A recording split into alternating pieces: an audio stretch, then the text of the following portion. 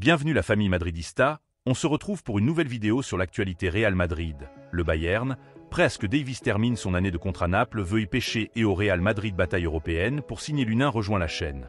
En vous abonnant pour rater aucune de nos nouvelles vidéos, je vous partage tous les infos du Real Madrid chaque semaine.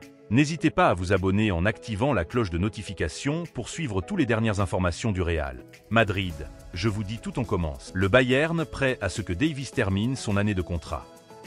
Selon Sky Sport, le club allemand est prêt à garder l'arrière même si son contrat prend fin. Le cas d'Alphonso Davies est en passe de devenir l'un des feuilletons de l'été. Depuis des mois, on parle de la possibilité de son départ pour Madrid cet été, mais la situation est au point mort et l'issue reste inconnue. Le journaliste de Sky Sport, Florian Plettenberg, souligne désormais que le Bayern souhaite que le joueur termine l'année de son contrat restant au club. Cela signifierait qu'il pourrait partir libre en juin prochain, mais le club allemand a une dernière carte en réserve. Ils espèrent que s'il joue un rôle important dans le projet compagnie, il pourra se rasseoir pour négocier un renouvellement. Mais le scénario actuel, selon ces informations, est encore très différent. Le Bayern n'a pas l'intention de répondre à la demande du footballeur de 20 millions d'euros par an. Par ailleurs, le club allemand n'attendrait plus aucune proposition pour le joueur madrilène cet été, une situation complexe qui semble difficile à régler dans les semaines à venir. La balle est désormais dans le camp de Madrid, ce qui devrait envoyer une excellente proposition à l'équipe allemande pour faire avancer la situation du joueur.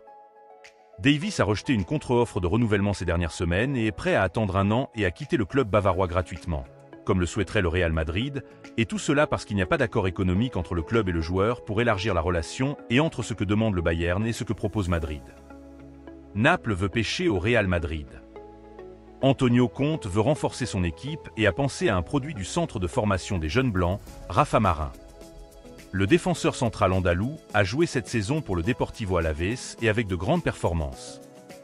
Naples tente de constituer pour Antonio Conte, le nouvel entraîneur du Naples, un effectif à nouveau compétitif après une saison 2023-2024 décevante.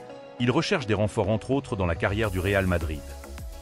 Le club parthénopéen tente de protéger ses stars, comme le géorgien Kvicha Kvaratskhelia, et veut en même temps renforcer plusieurs positions dans lesquelles il estime qu'elles sont faibles, à l'instar d'autres grands clubs européens.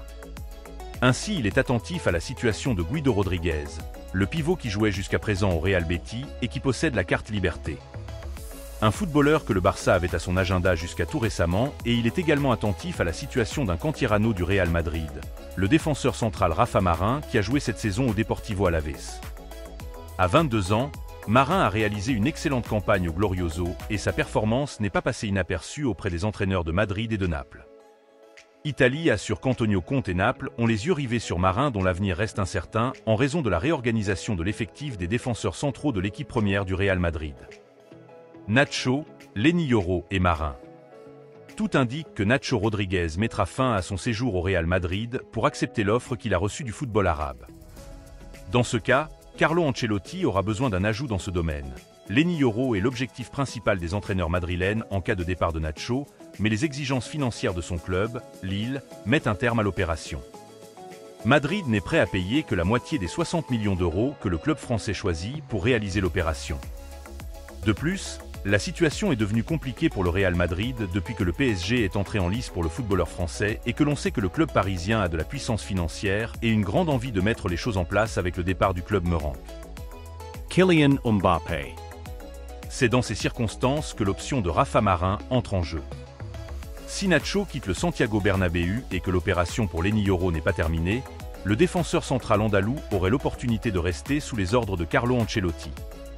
Pour le moment, la pré-saison devrait commencer sous le commandement de Carleto.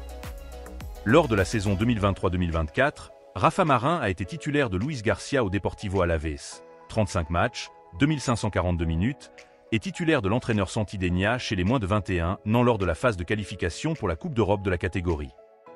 Bataille européenne pour signer l'U1. Les équipes des 5 meilleures ligues du continent se sont concentrées sur l'Ukrainien, qui n'est pas satisfait de son rôle au Real Madrid. La légende du football ukrainien Igor Belanov a découvert il y a quelques jours le désenchantement dans lequel est installé Andriy Lunin. Il n'est pas content d'être l'éternel deuxième gardien du Real Madrid. Le dernier coup lui a été porté par Carlo Ancelotti, l'empêchant de jouer le match de sa vie, la finale de la Ligue des Champions à laquelle les Blancs ont atteint grâce à ses performances.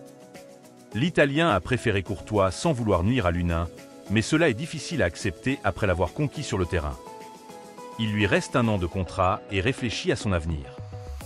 Les coups à sa porte se succèdent et l'Europe a déjà entamé une bataille pour sa signature.